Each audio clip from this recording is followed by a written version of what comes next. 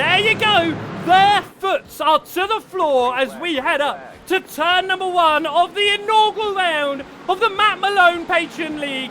It is Slugger leading the way. Matt Malone on the outside. That gives a great opportunity there to the wonderful Greg's Machine. Moving around the outside of Matty Will. Can he move up as they are side by side, the 16 and the 98? A few changes in the background, but it looks like they are going relatively single file. As we head up onto the braking zone of Atwood Quad number 4, it's the 98 of Checkers around the outside. Matty Quill gets that position up the inside. No, that's a spin! No! Checkers is around! And that is major in the background! Within the first minute of the race, a number of cars involved! As smoke continues to fill the screen, Mr. Anders is all over the rear of Aulatufu for 4th position, and that's a spin! Who was that? That's Matty Quill! Matty Quill has gone around. As some battles going up towards turn number 1. This is Scrubberton up the inside of Olsen. Can he hold that for a top 20 slot? He can, as Fishy has also gone around as the 18 just loses it all by himself. It's a 2-car fight for first position. It is what my timing screen is telling me is essentially a 25-car fight, because they are all within a second of each other in terms of the car in front with the intervals. Let's get those up for you as we have continued. Everything, I will say, has settled down. I don't think that we can say that it's settled down, but we're certainly going to say that we can put up. Oh no, who's that going around? That's the number 9 machine, Immortal Hitman. Goes around in turn number 8, which is a shame. I do apologise for that, but look at this fight going on at the moment. This is the 23 of Diabetes Wolf. This is the train of cars that follow behind Yeagle. Eric Yeagle, 11th position, as that up the inside goes Rocks Live. What a move into P at number 11 in that number 69. Nice machine. He's through into 11th, but Eric Yeagle is not going to have it. He's going to keep it. Mr. Anders is falling down my timing sheet. Is he actually off the track? Or is it just me again? He continues to fall, and he's not recovered. As around goes Yeagle. Contact with the 25, the Hernster. The Taco Bell. He's going to need to go to the toilet after that one. A big lump on the side. And he's going to get himself back onto the racing track. How's it looking out at front? It's looking all right. Slugger 7/10 clear of Matt Malone. Some back markers ahead though. And Matt Malone is going to try and use the back markers ahead of him to try and catch up to Slugger. Moves over to the side there. Whoever that was falling a lap down. Aulatufu in 3rd, Extra Pickles in 4th, and that means that we did lose Mr. Anders, which is a real shame, because he was up here in that top 5, giving it a good old go. Some gravel being kicked up by Sean Sims there ahead in the 14. Look how much gravel is on the circuit. I cannot wait until Laguna Seca has up the inside. Yes, he can make it. The Hernster 25 gets past Scrubberton. It used to be a battle between Scrubberton and Carsitman, but the Hernster decided he wanted to get involved. He looks up to the inside once again. He can't look past Casketman in the number 7. And that's onto the gravel for the 7 ahead. Could this be a move for the Hernster? Matt Malone only 2/10 behind Slugger. This is the battle for the race lead. Is he going to be able to make a move? It's the 2 McLarens out front. It's a McLaren in 3rd with Aulatufu. Definitely the car to choose from, it turns out. A nice wide view as we go into the last 2 corners.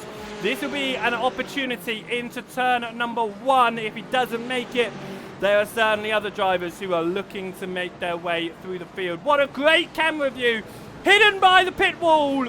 We're not going to see the overtake. There we go. Matt Malone on the left-hand side, on the outside of Slugger, through turn number 1. Can he make it? Yes, he can make it, as I'll finally stop that music that I've realised has been playing in the background this whole time. And Malone takes the lead past Slugger. What a move around the outside, but it's no way over at the moment. Slugger drops off of Malone, but Malone kicking up the gravel. It's half a second between these two. Not quite the closest battle on track. That's here. Probably an Eric Yeagle behind. Sorry, no, that's probably an Olsen ahead. It's Olsen ahead, I do apologise. This is for just outside the top 20. This is for 21st position. The number 11, can he move to the right-hand side in his Mercedes past that BMW machine? He can't. But look how close Eric Yeagle and Frank Redhot are behind. Yeagle obviously made a lovely move earlier, but got involved in a little bit of contact, if I'm not mistaken. Trying to remember what's happened. That's the Taco Bell machine. Yes, he got involved in some contact earlier. Rockslide leading this little run in that Porsche there, in that black Porsche number 69. 21 of Riley Graham. Looking like he's going to try and make his way through soon for B number 9. We're halfway through this race. That's right, guys. We're only halfway. 10 minutes down, 10 minutes to go. Matt Malone leads the way ahead of Slugger. Half a second between them. Altitude through 6.5 seconds back from that. So it's definitely just a fight for the lead between the leading two drivers, but what are they going to be able to do? This is Checkers. He's chasing down the Hernstar for 15th position. The 98 McLaren chasing down the 25 McLaren. Is he going to be able to make any moves here? But right now, Mad Dog looks like he's just made a move through. In fact, I'm glad my timing screen is working as well as it is. There he is! He's side by side. We were riding on board. We didn't even see the number 9 of Immortal Hitman around the outside. Mad Dog is going to have to drop behind. Who's that going around in the background? I cannot figure it out. Is it Gabriel Mazzotti or is it Dan Zolo? It looks like it's the 34 of Mazzotti. No, it's not. I think that was a driver who was already a lap down that just went around there, because that confused me as I was trying to go through my timing screens. But look how close Slugger is once more. And he moves to the right-hand side. He just dips there, trying to possibly make a move through. He can't quite do it. He's going to stay behind. Just giving a little bit of a sniff. That's very, very different. We can't do that on Twitch. He was giving him a sniff, though, before running slightly onto the gravel there. It's going to drop him back through the final section of this lap. Very tight, very technical. Can he make any time up as we run through turn number 8? No, into turn number 9. As he disappears behind the machine and reappears once more. Is Slugger going to be able to make the move? We can see 3rd and 4th appearing in the background. And let's keep on watching them, in fact. Because this is 3rd and 4th position. And that, actually, it looks like there's some back markers between themselves and 5th. So they're in a protected position, but they're both around. Aulatufu, he saves it. Extra.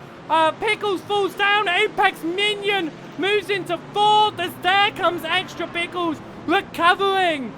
No, from a 4th position, looking for a 3rd. My word, he is going to have to recover now in the last 6 minutes of the race. Just so you know, it's 6 minutes without a timer there. This maybe not so comfortable for Matt Malone as Slugger goes for the inside line. Of course, Matt Malone got the lead of the race on the outside. Can he hold it on the outside? I think there was a little bit of a touch there, some smoke coming off. It's going to be Matt Malone on the inside line through Williams here. And he is going to hold through the exit of turn 2. Slugger's going to dive to the left-hand side, though.